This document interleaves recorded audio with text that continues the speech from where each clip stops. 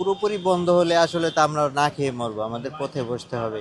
চুরি, ছিনতাই, রাহাজানি এগুলো বেড়ে যাবে। সন্ধ্যার পরে তাদের ফিক আওয়ার, আমাদেরও ঠিক এই ব্যবসায়ীদের এই ফিক আওয়ার সময় কাস্টমারগুলো মার্কেটে আসে। ঢাকা শহরের কাস্টমার সবাই 10টা 11টা বাজে ঘুমের থেকে উঠে, যেখানে 25,000 টাকা ভাড়া, একজন স্টাফের বেতন 20,000 টাকা, এদের মানে দেওয়ালে পিঠ থেকে যাইতেছে।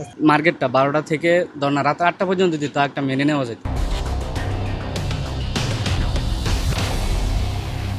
বেচা কিনা যদি দৈনিক 1 লাখ টাকা বেশি, খরচ যেটা 100 টাকা বেচলো, আমাদের খরচ এটাই উঠতেছে। মার্কেটটা 12টা থেকে ধরনা রাত 8টা পর্যন্ত দিত, একটা মেনে নেওয়া যেত। প্রত্যেকটা দোকানদারে মনে করেন যে কালকে মার্কেটের বাইরে গবেষণা করছে যে এতটুকুই, যে মনে করেন যে সবারই ক্ষতিগ্রস্ত হচ্ছে। 6টা বাজে যদি আমরা বন্ধ করে চলে যাই, আমাদের ব্যবসার তো প্রচুর ক্ষতি। এটা পোষানোর মতো সময় আমরা দেখতেছি না। আর সারা বিশ্বে যেহেতু তেলের সমস্যা, সকাল থেকে টাইম কমায় দিয়ে সন্ধ্যার পরে টাইম বাড়ায় দিই, তাইলে মনে হয় আমাদের ব্যবসার কিছুটা আপনার লসটা কাভারেজ দেওয়া যাবে। প্রয়োজনে 2টার পরে খুলবো, কিন্তু আমাদেরকে রাত্রে 8টা পর্যন্ত বা 10টা পর্যন্ত খোলা রাখো। 72 ঘন্টা ময়েশ্চার লক সমৃদ্ধ লিলি বডি ওয়াশ, শিয়া বাটারের গুডনেস স্কিন রিপেয়ার করে রাখে সফট ও গ্লোয়িং।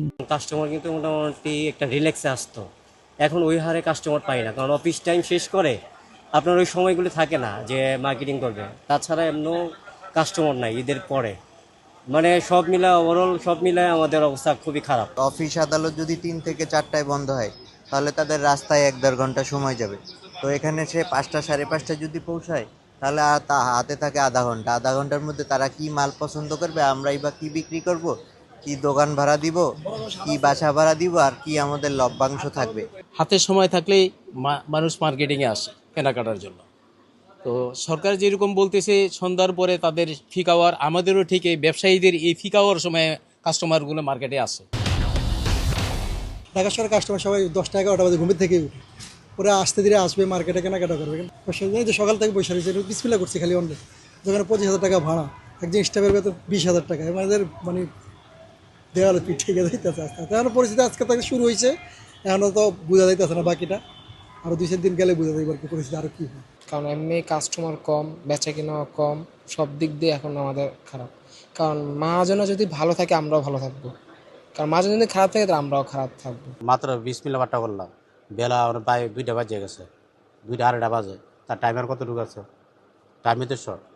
তাহলে আমাদের দেওয়া যে আপনার টাইমটা আপনার এদিক দিয়ে কভার করে দিয়ে পিছনটা বাড়াই দেখতে চলবে। আপনি সর্বনিম্ন টাইম দেওয়া বলছে 1টা থেকে রাত 9টা, নাহলে 2টা থেকে রাত 10টা। এটি আমাদের চাওয়া, আর কিছু না।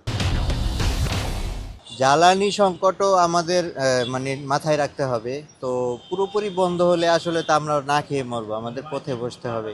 চুরি, ছিনতাই, রাহাজানি এগুলো বেড়ে যাবে। সেক্ষেত্রে আমি মনে করি যে কীভাবে এই সংকটটা কাটানো যায়, নানানমুখী রাশিয়া থেকে তেল আনা থেকে শুরু করে, এটা উপরস্থ কর্মকর্তারা যদি ঠিকভাবে এটাই ম্যানেজ করতে পারে, তাহলে সবার জন্যই ভালো হয়।